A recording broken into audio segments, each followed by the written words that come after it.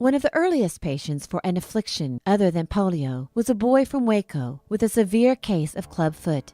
His name was Lyndon Olson. My parents brought me to Scottish Rite Hospital. I would have died had I not come here because of the gangrene in my legs.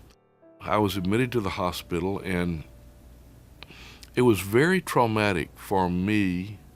What was traumatic was not only the illness, but the fact that back in those days when you were a patient at Scottish Rite, you weren't allowed to see your parents but 2 hours a week. After about 2 weeks in the hospital, it became apparent that I had to have my left leg amputated because they tried to save the leg with saline solution and changing bandages and doing all kinds of stuff to my leg, and so they amputated that leg.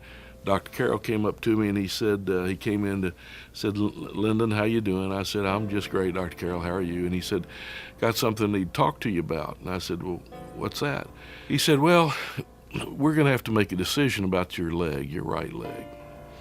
And he said, and I said, "Well, what kind of decision?" He said, "Well, whether we're going to amputate it or not." And I was laying there, and I'm 11 years old, had one leg amputated. He said, "Now, Lyndon, let me lay out the facts here."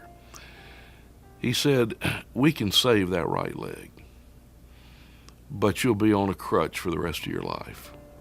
And he said, "Or we can amputate that right leg, and you won't have to be on a crutch." And he said, "And I need for you to help me make this decision."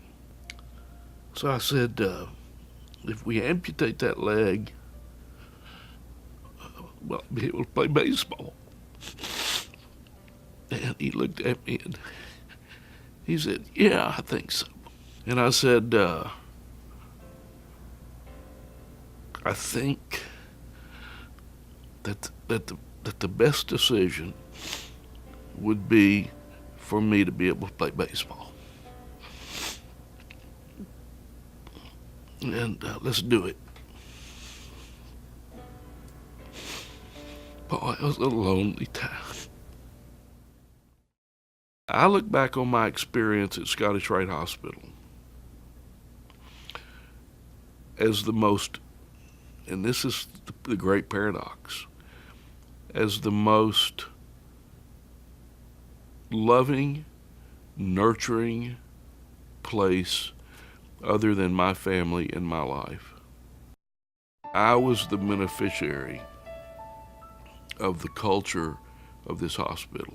If it hadn't been for the Masons, the Scottish Rite Masons, that wouldn't have existed anywhere. If it had not been for people like Brandon Carrell, kids would have suffered. I believe that Dr. Carrell asking me, did I want to keep that leg or lose it, was a seminal day in my life, not because of the physical amputation, ultimately, but because it was the first time I really had to make a big decision that had big consequences, and I knew I could do it. I mean, I knew that I could make, as it turned out, what I thought was the right decision. And I haven't looked back. I mean, in terms of my life.